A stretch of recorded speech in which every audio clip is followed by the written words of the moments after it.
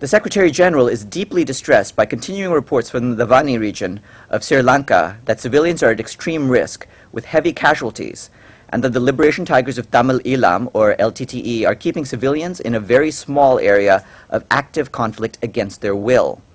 While some have been able to leave or escape, reliable reports indicate that the LTTE have prevented others from leaving, including by firing at them. The Secretary-General calls upon the LTTE leadership to allow civilians to leave the conflict area of their own free will. The severe restrictions of the LTTE on their freedom of movement violate international law. The Secretary-General also deplores the forced recruitment of civilians, particularly children. At the same time, the Secretary-General again reminds the government of Sri Lanka of its responsibility to protect civilians and to avoid the use of heavy weapons in areas where there are civilians, as promised. The government should receive and treat displaced persons in accordance with international law and work closely with the United Nations in meeting the protection and physical needs of displaced persons. That statement is available upstairs.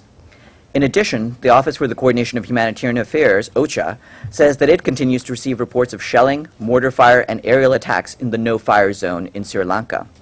Up to the end of March, OCHA says that 58,378 persons crossed from conflict areas and are accommodated in camps for internally displaced persons in Vanni. Another 8,204 IDPs, including the injured and those who accompanied these patients, have gone to Trincomalee. OCHA estimates that some 150,000 people remain trapped in the conflict area. In Vanni, site cleaning and ground leveling is ongoing, and various agencies have started the construction of communal halls, latrines, bathing spaces, and kitchens. More than 3,700 emergency shelters have been constructed so far and are occupied by IDPs. Agencies assisting the displaced persons report that stocks of hospital kits are running low and that there are still significant gaps in providing clothing.